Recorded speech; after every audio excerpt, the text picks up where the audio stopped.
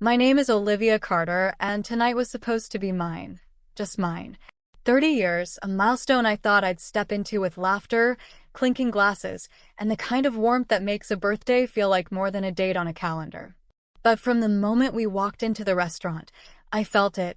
Something tight, something sharp, slicing through the edges of celebration. My mom's smile was too controlled, too measured, and Marcus kept glancing at her like he was waiting for a signal I couldn't see. Dinner started like any other, the chatter of the room buzzing around us, the scent of roasted chicken and spices filling the air. And yet, every laugh I forced out landed hollow. I noticed the way Mom's hand rested lightly on Marcus's, the way her eyes flicked toward mine and lingered just long enough to make me uneasy. Something was coming, and I couldn't shake the sense that this wasn't about me at all. Halfway through dessert, Marcus leaned in, his voice low and hesitant. "Mom says I should handle your apartment locks tonight. Just make sure everything's secured." My fork froze halfway to my mouth. Secured? The word echoed, heavy, unfamiliar. My birthday had already begun unraveling. Marcus didn't wait long.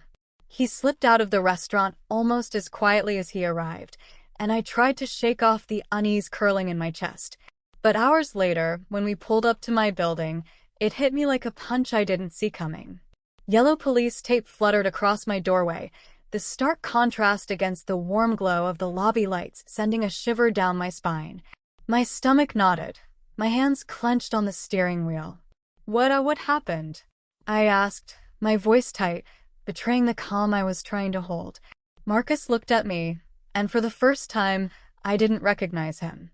His shoulders were tense, his jaw clenched like he was carrying something too heavy for words. I don't know. He swallowed hard, eyes darting away. "I want to do what Mom asked. I changed the locks." I thought. "No, Marcus," I said sharply, stepping out of the car. "Tell me everything." He hesitated, then finally let it out. "The door, it wasn't just changed. Someone else. They forced it. Police were already here when I tried to finish the job." My heart sank, thudding in a rhythm I couldn't control. Shock, disbelief, panic. They all collided at once. The world felt suddenly unstable, as if the ground beneath me had shifted without warning. I could sense the pieces of a puzzle I didn't want to solve, the outlines of something darker than a simple family favor. I stepped closer to the tape, staring at the hallway beyond, feeling the weight of a truth I wasn't ready to face, but already knew I would have to. Officer Davis was the first person to put words to the chaos spinning in my head. He was calm, professional, the kind of presence that demanded attention without needing to raise his voice. "Ms. Carter, the apartment was broken into," he said, and I felt my chest tighten as if someone had slammed a door against it. "Locks were forced. Nothing seems stolen, but there's evidence of entry." I blinked, trying to process. "Forced?" But Marcus, he had access. "He changed the locks tonight, at Mom's request."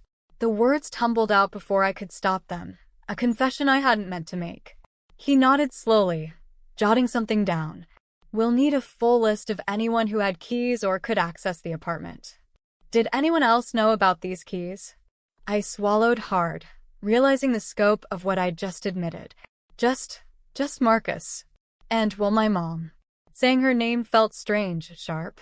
Like placing blame aloud made the world tilt differently. Officer Davis gave me a look that held no judgment, only the weight of the situation. "We'll call forensics to document the entry, take fingerprints, and check surveillance.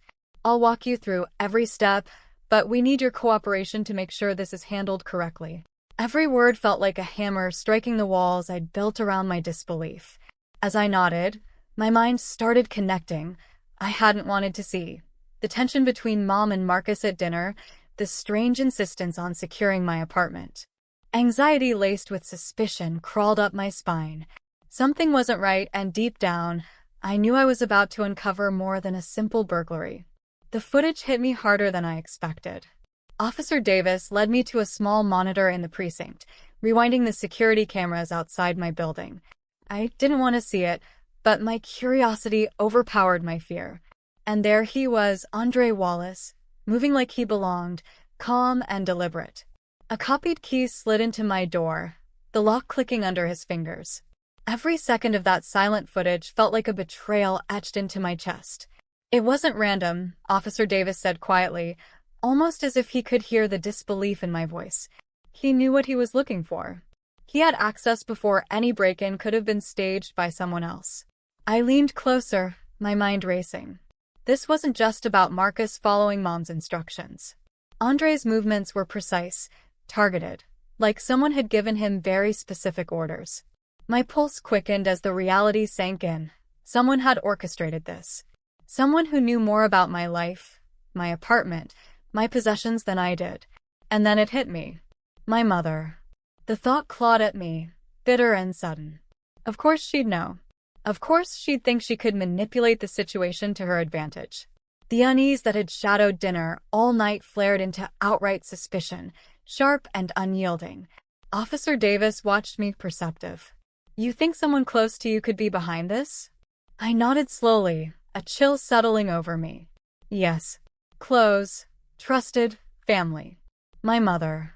And now, for the first time that night, I felt the weight of what this meant. Not just a break-in, but a betrayal that cut deeper than I had ever imagined. The note was almost laughable if it hadn't made my stomach twist into knots. I found it tucked under the edge of my sofa cushion. The paper slightly crumpled, handwriting precise. Mom wanted these back. Told me it was urgent. Don't question it. My hands shook as I held it, and for a moment, I couldn't breathe. It wasn't just a break-in. It was a message. Someone had crossed lines I never thought would be crossed, and they'd done it under my mother's instructions. I turned to Officer Davis, holding the note out. This confirms it, doesn't it? Someone working for my mom. He took the note carefully, scanning the words. It points in that direction. We'll investigate the source, check for fingerprints, see if there's more correspondence. Whoever left this knew what they were doing, and it's a lead. My mind raced. Every late-night conversation I'd had with Mom, every subtle instruction, every protective smile now felt like a trap I'd walked into willingly. The calm she projected at dinner, Marcus's hesitant compliance, it all started to make sense. I sank into the couch, the note trembling in my fingers. Confusion, dread, and anger collided, each emotion sharp enough to cut through the fog of disbelief. My mother had weaponized trust, and I was standing in the middle of the aftermath. I realized in that moment that nothing would be the same. This wasn't a minor betrayal. It was an orchestrated invasion of my life, my home, and my sense of safety. And the person I should have been able to trust most, my mother, was at the center of it all. The memory hit me like a jolt. Those old boxes tucked away in my closet, the ones I'd almost forgotten about. They weren't just clutter. Deeds, offshore account statements, property documents, all hidden, all secret. My father's estate had always been complicated, but I'd never imagined Mom would go to such lengths to control it, to keep me from knowing. I spread the papers across my kitchen table, the edges sharp against my palms. My pulse quickened as the reality became undeniable. These weren't just financial records. They were power, leverage, a map of everything my family had been concealing for years. And now, somehow, they'd been the target of a break-in, orchestrated by someone Mom had paid to retrieve them. Officer Davis confirmed the details, his voice steady while my thoughts raced. Andre Wallace was compensated for this. He wasn't acting on his own. Your mother hired him. Everything points to her directive. I felt the sting of betrayal again, sharper than before. But beneath it, there was something else, clarity, a sense of empowerment. I wasn't just a victim. I was a witness, a recorder of evidence, someone who could finally confront the truth. I looked at the papers and then at Caleb's photo on the fridge. This wasn't just about me anymore. It was about protecting him, ensuring he never had to navigate the kind of deceit I was uncovering. Shock and anger mixed with a growing resolve. Mom had underestimated me, assumed loyalty would blind me, that family obligation would stop me. But I was awake now, and I would not allow her manipulation to dictate my life or my son's future. The door clicked behind me, and I froze. Mom stood there, perfectly composed as always, like she'd walked through a minor inconvenience instead of orchestrating a criminal act. Her eyes met mine, and for the first time, I saw something I hadn't expected: calculated defiance. "I know what you're thinking," she said, voice smooth, almost too calm. "But everything I did was for the family, for you, for Marcus, for Caleb." I stepped forward, the anger coiling in my chest, refusing to be ignored. "For me? You sent someone into my apartment. You manipulated Marcus, broke the law, and expected me to just understand." Her expression didn't waver. "You don't see the bigger picture, Olivia. Your father, the finances, the properties. Someone needed to take control before things got messy. I protected us." I let out a bitter laugh, the sound harsh in the quiet apartment. "Protected? You call this protection? You invaded my life, violated my home, and treated me like I'm too naive to handle the truth. I am not your pawn, Mom. I am not your child to manipulate for your convenience." She tilted her head, eyes narrowing, but I pressed on. "I know everything now. Andre, the note, the payments. The break-in, it wasn't about security. It was about you keeping secrets. I see it, and I won't let it continue." For the first time, the room shifted. Her control wavered, just slightly, as I claimed my voice, my authority. I wasn't afraid anymore. I wasn't the daughter following instructions. I was Olivia Carter, a mother, a woman, and I would take back what was mine, without hesitation. The moment I walked into the police station with the envelope of documents, I felt the weight of every sleepless night, every tense dinner, every betrayal finally finding its purpose. Officer Davis met me at the front desk, his expression steady, knowing. I handed over the papers, deeds, account statements, the note, surveillance stills, and for the first time, I felt a sense of control wash over me. "This is everything?" he asked, and I nodded, my voice calm but firm. "Every piece of evidence I have. It's time someone in authority sees the truth." As the officers began processing the files, I realized the fear and anxiety that had shadowed me for weeks were slowly giving way to relief. I wasn't powerless. I wasn't at the mercy of my family's secrets or manipulations. Every signature, every record, every scrap of proof I'd held close was now a tool of accountability, a shield for Caleb and for myself. Sitting in the waiting area, I felt the tension in my shoulders ease. The legal wheels were turning, and I had done everything I could to ensure the investigation would uncover the truth. Mom's control, Marcus's reluctant compliance, the breach of trust. It would all be examined, questioned, and held to account. For the first time in weeks, I allowed myself to imagine a future beyond betrayal. A life where Caleb and I could move forward, where my autonomy was no longer negotiable, where justice wasn't just an abstract concept but something I could actively pursue. In that clarity, I found something I hadn't felt in a long time: power tempered with peace. The morning sunlight poured through the kitchen window, painting the room in gold. Caleb sat at the table, his little hands busy with crayons, humming to himself. I poured 2 mugs of steaming hot chocolate, the rich, sweet aroma filling the kitchen. On his plate sat a small stack of pancakes, golden and fluffy, drizzled with a little syrup.